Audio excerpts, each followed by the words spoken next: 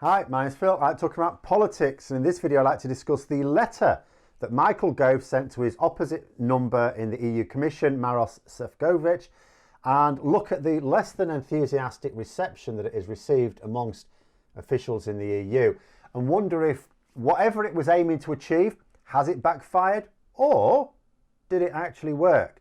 But first, if you'd like to be notified of daily news and politics, please subscribe to the channel and click the bell notification icon. So, Boris Johnson's Brexit government seemed to have a problem with the trade deal that they said was the best thing ever.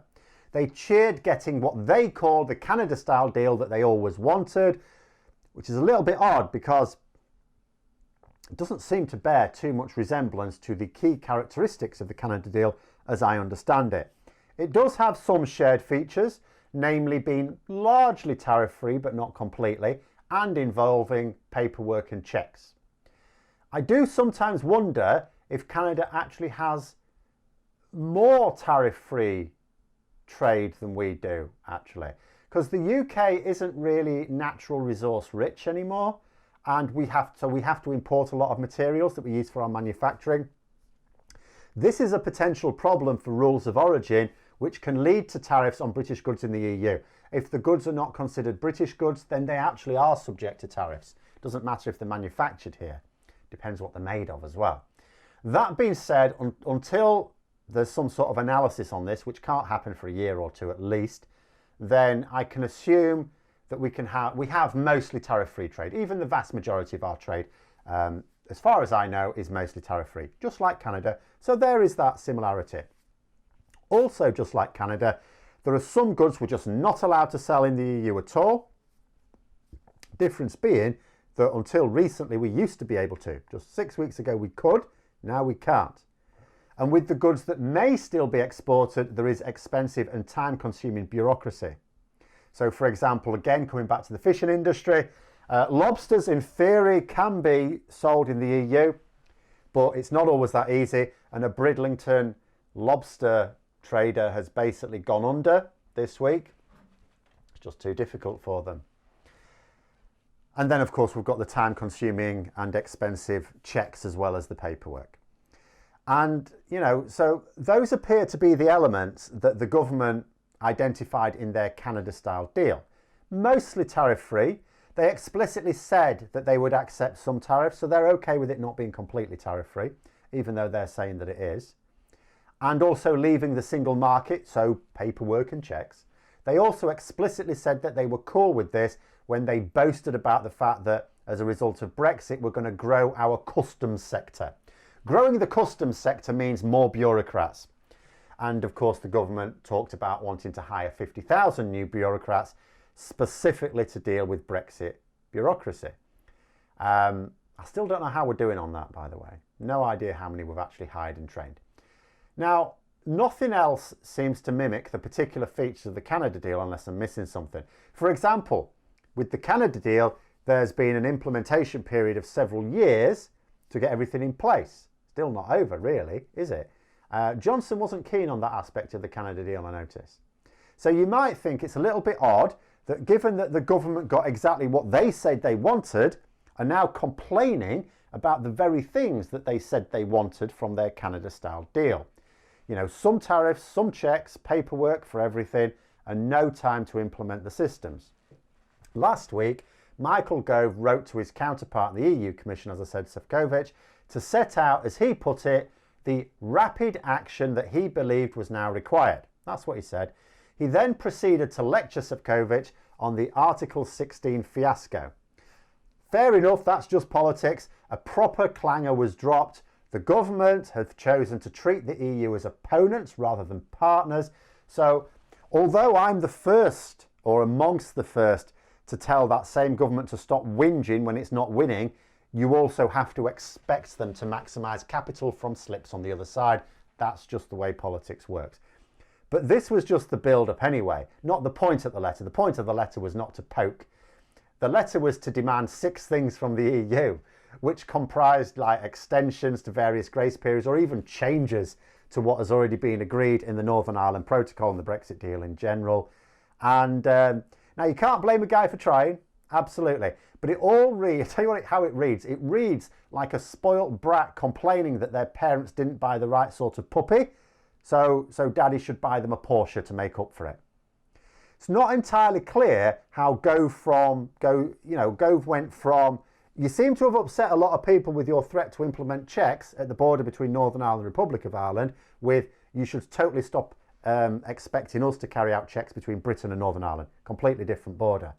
Now, I'm not sure if Gove was expecting to get all these demands or not, which is why I don't know if his letter has backfired or actually got what he wanted, because he may have just been trying to get the EU to throw him a bone. You know how it works. You ask for the earth, but actually all you really wanted was a football, and you get your football and you go, oh, that's brilliant, thanks very much.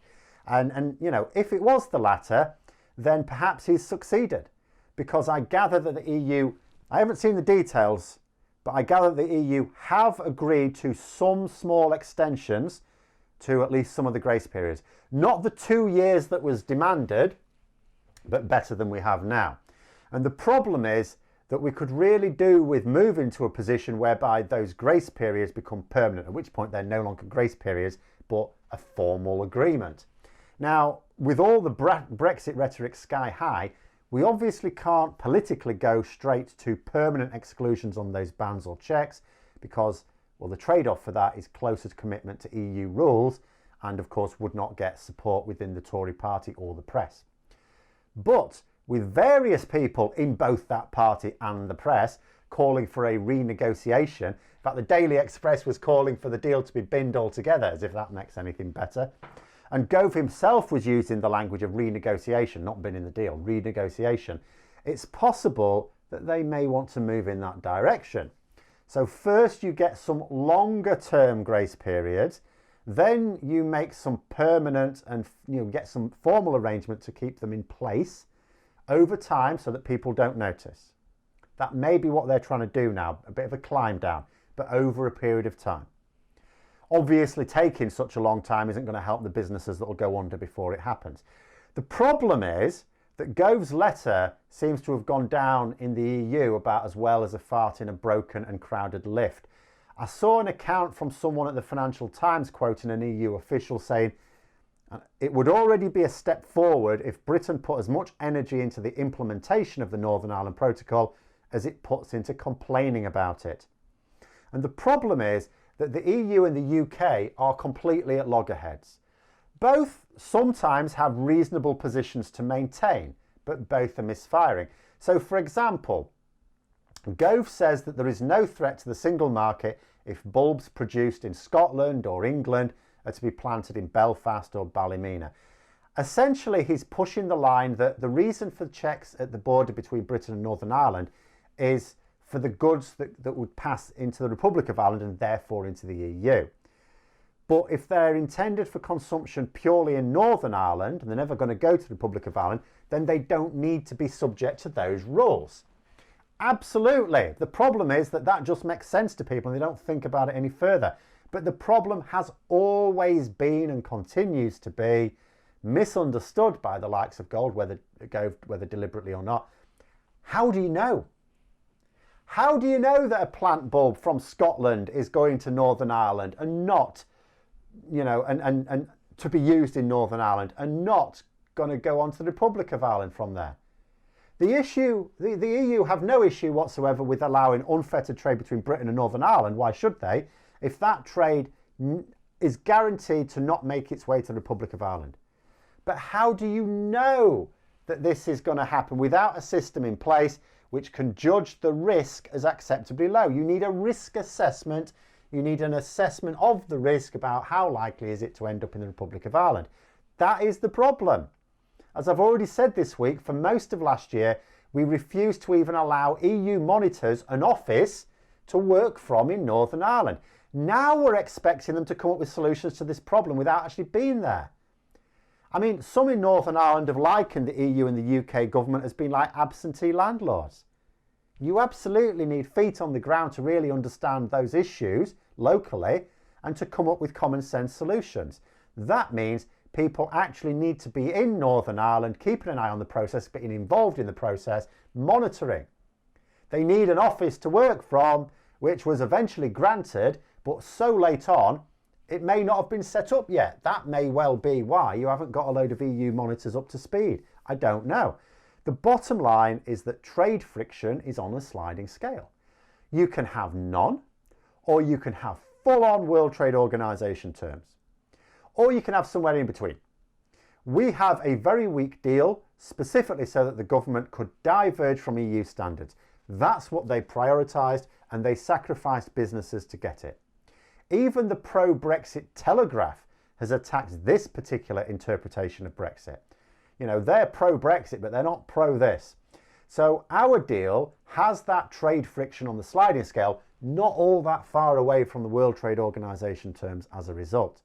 It's possible to slide it even nearer to World Trade Organization terms if Johnson follows through and actually makes use of his right to diverge from EU standards. If he does that, then we'll have tariffs. We slide it further to that extreme.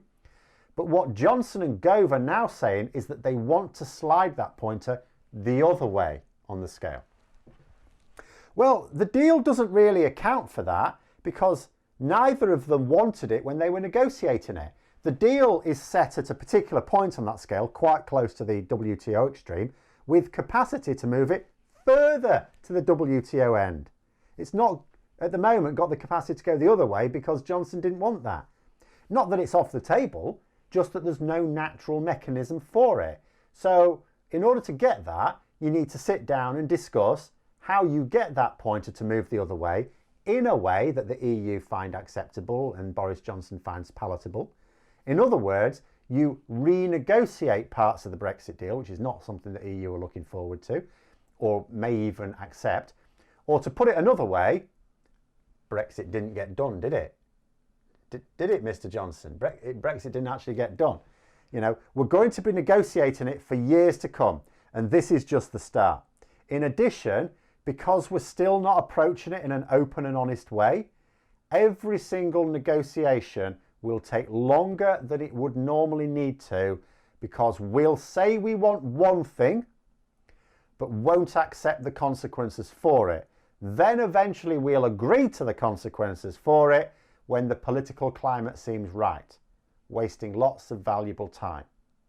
But there we are. Those are my thoughts. This one's going to keep running, by the way. Let me know your thoughts in the comments below. Hope you found the video interesting. If you did, don't forget to click the like button. And if you'd like to support the channel further, please also click the Patreon link for details. And until next time, I'll see you later.